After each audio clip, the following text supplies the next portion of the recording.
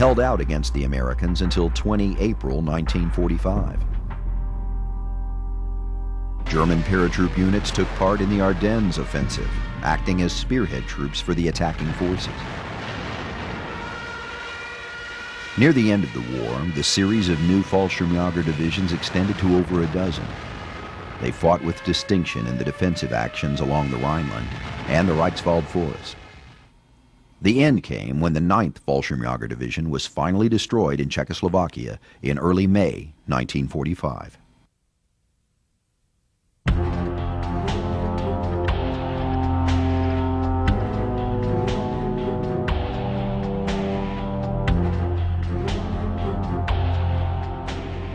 As RAF and United States Army Air Force bombing raids got heavier and heavier in Europe, some German fighter units flying the new FW-190s employed new tactics.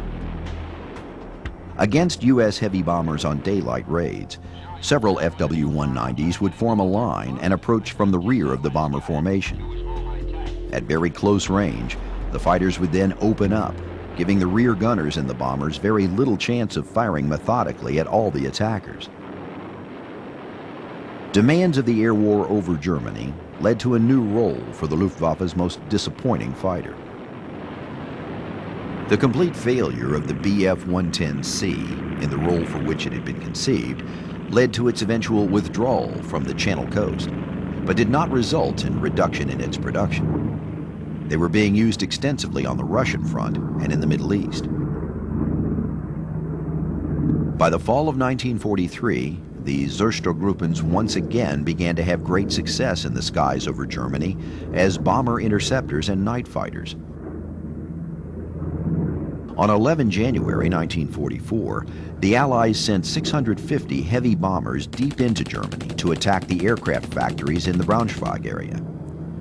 The massed Bf-110s of the Zerstörgruppen poured their 250mm rockets into the tightly packed groups, breaking up the bombers' protective formations. They then joined the Bf-109s in attacking individual aircraft. 41 American bombers failed to return to their bases in England.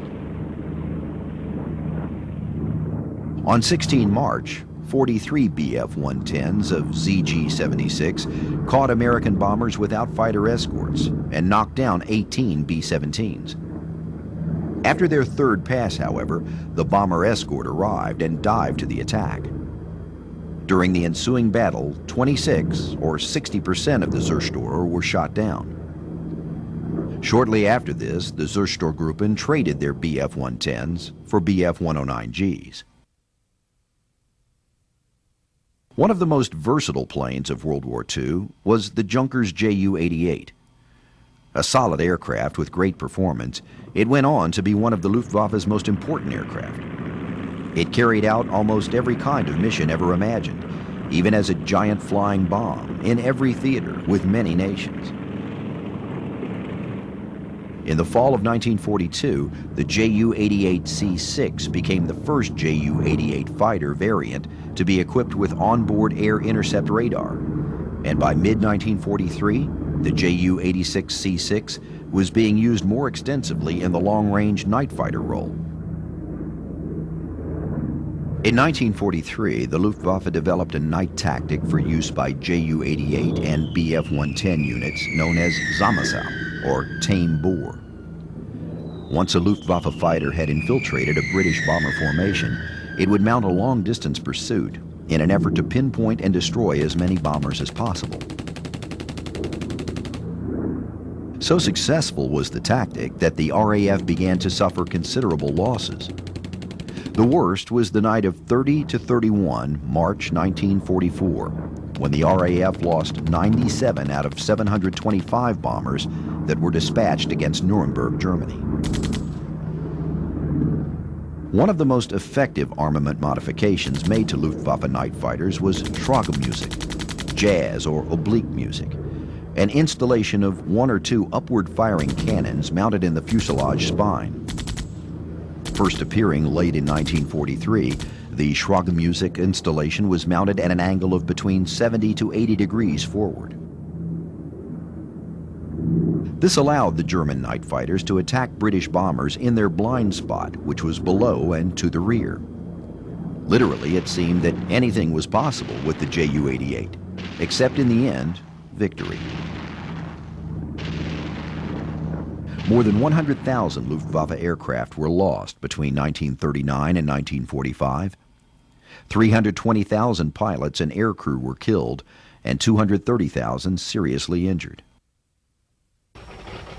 By April of 1944, the tide had overwhelmingly turned against the Axis.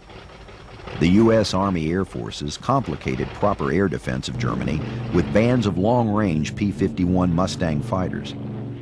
Their purpose was to escort Allied bombers on their daylight raids over the Reich. Not only had air superiority been lost in all theaters by 1945, but also many of the aircraft that remained in frontline squadrons were outclassed by their Allied counterparts.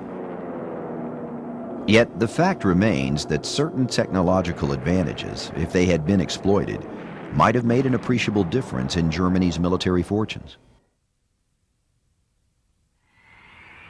On 25 July, for example, a British pilot reported that his Mosquito encountered an aircraft of incredible speed high over southern Germany.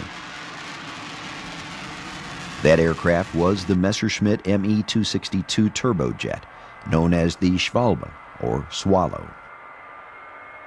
German planners hoped that the Me-262 would arrive in the skies at just the right time to take on the deadly P-51s and put a serious hitch in the confidence the Allied forces placed in the effectiveness of their bombing raids. The Me-262B-1A was produced as the first night fighter jet. Equipped with long wavelength radar and superior homing gear, this machine became a deadly force in the hands of the right pilot.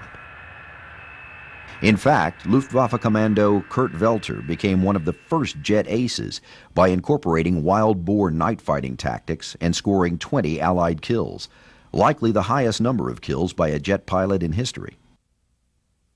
But Hitler's insistence on making the Me-262 a bomber put an end to that hope.